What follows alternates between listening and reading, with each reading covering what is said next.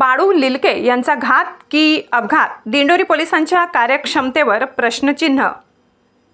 Dindori police स्टेशनच्या हद्दीत कोचरगाव, तालुका दिंडोरी, जिल्हा नाशिक या ठिकाणी अतिशय हृदयद्रावक घटना घडली आहे। सविस्तर वृत्त।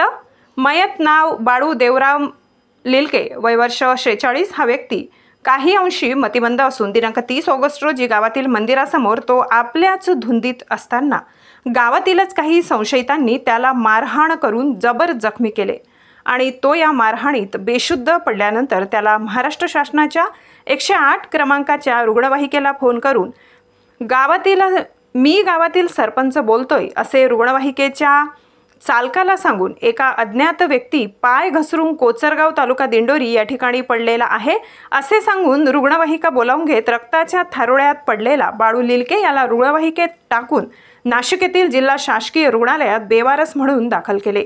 शिवाय रुग्णवाहिकेत सोबत गावातून आलेला व्यक्ती याने चालक नाशिक जिल्हा रुग्णालय कागदपत्राची पूर्तता करत असताना जिल्हा रुग्णालयातून पळ काढला। त्यामुळे शासकीय जिल्हा रुग्णालयात चालकाच्या सांगण्यावरून पाय घसरून पडल्याचीच नोंद झालेली आहे।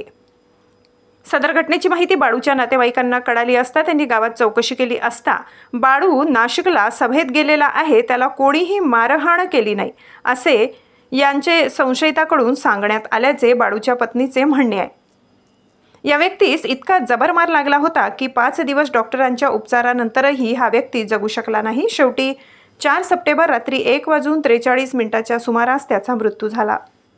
या संदर्भात नातेवाईकांनी दिंडोरी पोलीस स्टेशन येथे गुन्हा दाखल करण्याचा प्रयत्न केला असता चौकशी तर सोडाच, पण दिंडोरी पोलिसांनी आमचे म्हणणे देखील ऐकून घेतले नाही व गुन्हा देखील दाखल करून घेतला नाही। उलट आमच्यावर दबाव टाकून दमदाटी करू पोलीस स्टेशनमधून हाकलून दिले असल्याचा गंभीर आरोप नातेवाईकांनी केला आहे।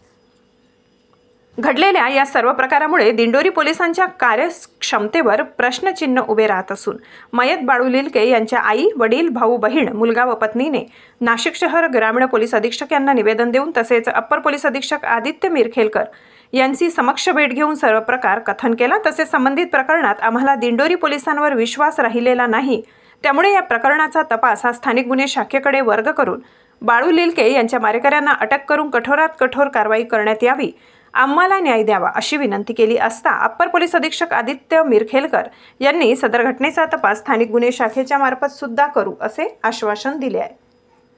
बाळू लिलके हा पाय घसरून पडला नसून त्याला जबर मारहाण केली याचे काही सबळ पुरावे देखील नातेवाईकांकडे आहेत आणि ते पोलिसांना देणार आहोत असेही महाराष्ट्र माझा न्यूजशी बोलताना बाळू लिलके यांच्या पत्नी व इतर नातेवाईकांनी सांगितले आहे।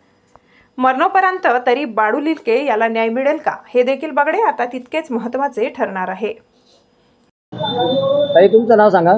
मुराबाई बाळू लिलके। काय झालं तुमच्या नवऱ्यासोबत?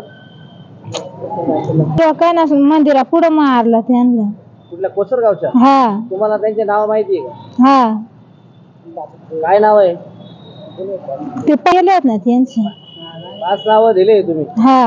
बर, दिंडोरी पोलिसांनी तुम्हाला काहीच मदत नाही केली का? नाही, ते तर उलट आम्हावर या करीत येत। बर, मग तुम्ही आज ऍडिशनल एसपी साहेबांना निवेदन दिलेलं आहे। हा। प्रशासनाकडे तुमची काय मागणी आहे? न्याय पाहिजे आम्हाला। आधी तुमचं नाव सांगा। लताबाई देवराम लिलके। या मृत व्यक्तीच्या कोण आहे तुम्ही? मी त्याची आई आहे। बर, काय झालं होतं तुमच्या मुलासोबत? माझ्या मुलासोबत होत देवळा पुढं, मग ते काय असं फिरत होत, मग गावकीच्या लोकांना काहीतरी सांगितलं असेल तर त्यांनी त्याला मारहाण केली, तो लगेच मारून टाकला। बर, तुम्ही आता मोठ्या साहेबांना भेटले, हा। तुमची काय मागणी आहे? आमची मागणी काय आम्हाला न्याय भेटावा।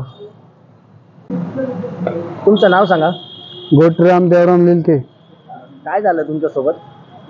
ते आमचे भाऊ होते मंदिरात फिरायचे। काय नाव त्यांचं? बाळू देवराम लिलके। बर, काय झालं त्यांच्या सोबत? ते लोकांनी असे हाणमार करून, कुठल्या लोकांनी? कोचरगावच्या मंदिरामध्ये। हा, ते थोडे काय बोलला असेल तर ते लोकांनी सहन करायला लागत होतं। त्यांनी असे हाणमार करून ते ऍडमिट बिनवारशी लागला होता। कुठं? सिव्हिलला। बर, मग आम्हाला त्याचं काही न्याय पाहिजे ना। काय झालं त्याला? कोणी मारलं होतं? तुम्हाला कोणाचा संशय आहे? आम्हाला आम्ही दिलेत ना नाव ते जेवढे 5 जणांचे होते ते. अच्छा, म्हणजे तुम्ही आज ऍडिशनल एसपी साहेबांना भेटले, त्यांना नाव दिले. हो. बरं, दिंडोरी पोलिसांनी तुम्हाला काही सहकार्य केलं नाही का? नाही, ते आमची काही तक्रारच घेते नाही. ते आमचे उलट दबाव टाकीत येतात. हे बा घसरूनच पडलंय, असं पडलंय. न्याय पाहिजे. हो, आम्हाला फक्त न्याय पाहिजे. मरणोपरांत तरी बाळू लिटके याला न्याय मिळेल का, हे देखील बघणे आता तितकेच महत्त्वाचे ठरणार आहे. महाराष्ट्र माझा न्यूजसाठी मुख्य संपादक जनार्दन गायकवाड, नाशिक.